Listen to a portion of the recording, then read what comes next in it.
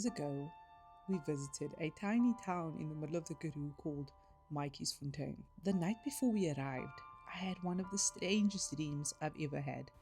I woke up, told my husband a number, and asked him to remember it. Then I went back to sleep. The next day, we checked into our hotel. The room number we were given was exactly the number I dreamed about. Was it just a coincidence? Honestly, I still don't know, but that's how my story with Matjiesfontein began. If you've never heard of Matjiesfontein, I don't blame you. It's small, it's like really small. If you weren't looking for it, you could drive straight past it without giving it a second thought. But that's what makes it so surprising, because hidden out here is something that feels completely out of place. It's like somebody pressed pause more than 100 years ago and forgot to press play again. So, how did this little town even happen? Well, it all started with one man, a Scottish railway worker named James Logan.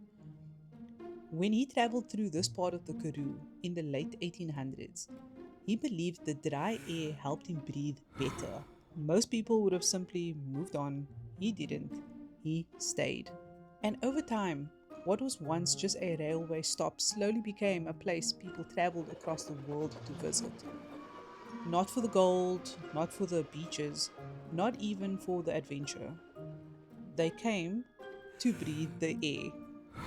That still amazes me. Imagine traveling all this way just because someone believed the fresh Karoo air could help you feel better.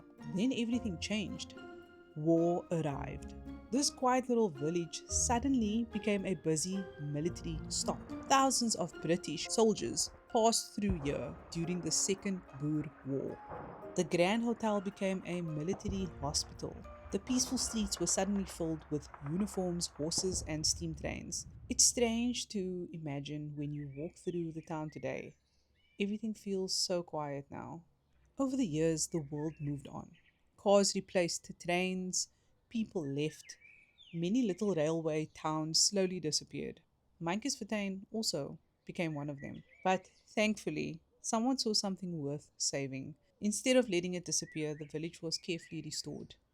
I love that. That's one of the reasons it still feels like stepping into another time. Of course, we can't talk about Matjiesfontein without mentioning the stories. Some visitors say they've experienced strange things inside the old hotel. There are stories about mysterious footsteps, a lady in white, and a room where people have claimed unusual things happen. Are those stories true?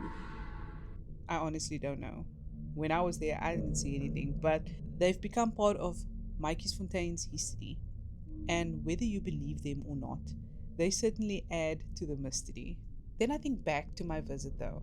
It isn't the ghost stories I remember first, it's that dream, that room number, that tiny little moment that still doesn't have an explanation. Maybe it really was just a coincidence. Or maybe some places have a way of staying with us long before we even arrive. And I think that's what makes Matjiesfontein so fascinating. Not because it's frightening, but because it's one of those rare places that quietly makes you wonder. And honestly, I think South Africa has many more stories like this waiting to be discovered.